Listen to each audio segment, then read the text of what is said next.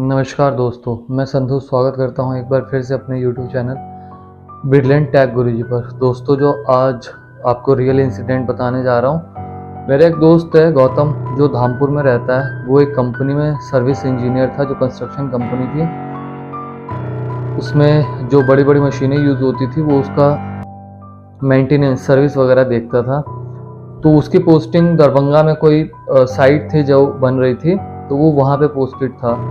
वहाँ पे service engineer के तौर पे काम कर रहा था। तो ये घटना जो रियल इंसिडेंट है, ये उसने मुझे बताई थी। जब उसने ये मुझे बताई तो मैं भी काफ़ी हैरान हो गया था। तो वो बता रहा था कि दरभंगा में जिस साइट पे वो लोग काम करते थे, वहाँ 7 बजे के बाद काम को रोक दिया जाता था, जिसके बाद वो अपने टेंट में चले जाते थे और वहाँ पे जाके आराम वगैरह करते थे। 7 बजे के बाद वहाँ काम नहीं होता था।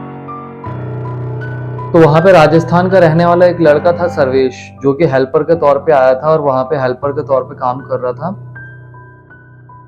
कोई दिक्कत नहीं थी, काम चलता रहता था। किसी को ये नहीं पता था कि 7 बजे के बाद वहाँ काम क्यों नहीं होता है। हर कोई अपने काम से काम रखता था। काम करने के बाद 7 बजे, एग्जैक्ट 7 बजे वो लोग उस जगह को छोड़ के चले जाते थे, उस साइट को छोड़ के चले जाते थे। अपने टेंट में खाना वगैरह खाते थे, सो जाते थे और फिर सुबह 7 बजे या 8 बजे आके और काम शुरू कर देते थे। तो वो जो लड़का सर्वेश जो वहाँ पे नया आया था, तो वो क्या होता है कि जब वो एक मशीन के ऊपर काम कर रहा होता है जो कि खराब हो गई होती है, तो काम करते करते उसे टाइम का ध्यान भूल जाता है। वो लगभग 7 से 8 बजे तक, 8:30 बजे तक वहाँ काम करता रहता है। और काम करने के बाद वो पास ही जो 1-1.5 किलोमीटर दूर उनका टेंट था, वहाँ पे वो जाता है। जाने के बाद वो बैठता है और उसकी अचानक से तबीयत खराब होना शुरू हो जाती है। जब उसकी तबीयत खराब होती है तो वो ऐसे ही तबीयत खराब में मेस में आ जाता है, जहाँ पे सब लोग बैठ के खाना खा रहे होते हैं, रात का डिनर कर रहे होते हैं। तो वो भी डिनर करता है, लेकिन डिनर करते करते अचानक से उसकी तबीयत एक ज़्यादा खराब हो जाती है एकदम से। और वो असामीज में चिल्लाने लग जाता है। असामीज में कहता है कि मैं अभिजीत दास हूँ और मुझे मार दिया गया था। मैं अभिजीत दास हूँ, मुझे मार दिया गया था। मैं अभिजीत दास हूँ, मुझे मार दिया गया था। जब सब लोग वहाँ पे जो बैठे होते हैं वो ये सब चीज़ें सुनते हैं, तो वो काफ़ी परेशान हो जाते हैं, डर भी जाते हैं।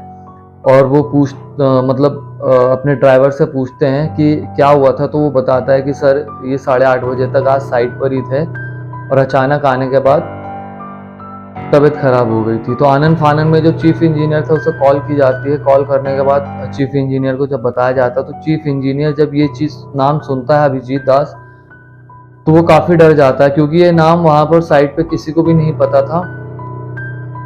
जब चीफ इंजीनियर आता है, उसे लेकर हॉस्पिटल जाते हैं। हॉस्पिटल में उसको एडमिट करते हैं, डॉक्टर उसे बेहोशी का इंजेक्शन देते हैं। लेकिन जैसे ही वो होश में आता है, तो फिर वही चीज़ें स्टार्ट करता है और कहता है मैं अभिजीत दास हूँ, मुझे मार दिया गया था। तब चीफ इंजीनियर बताता है कि ये कैसे हो सकता है, इसे तो अभिजीत दास के बारे में पता भी नहीं था। असल में अभिजीत दास कौन था?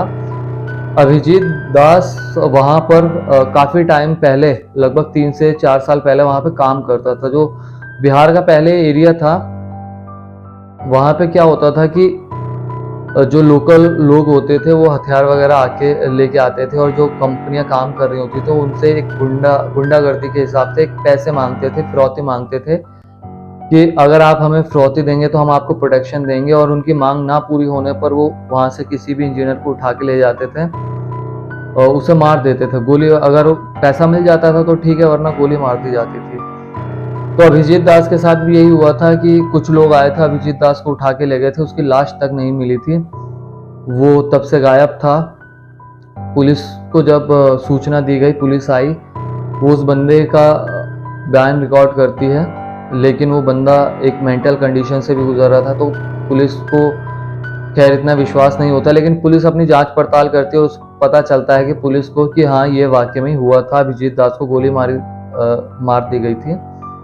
तो चीफ इंजीनियर था, वो पास ही में एक तांत्रिक को बुलाता है। तांत्रिक उसका झाड़ फूक करता है, जिसके बाद सर्वेश थोड़ा ठीक होता है। और ठीक होने के बाद उसे अपने घर राजस्थान भेज दिया जाता है, राजस्थान में जहाँ पे वो रहता था।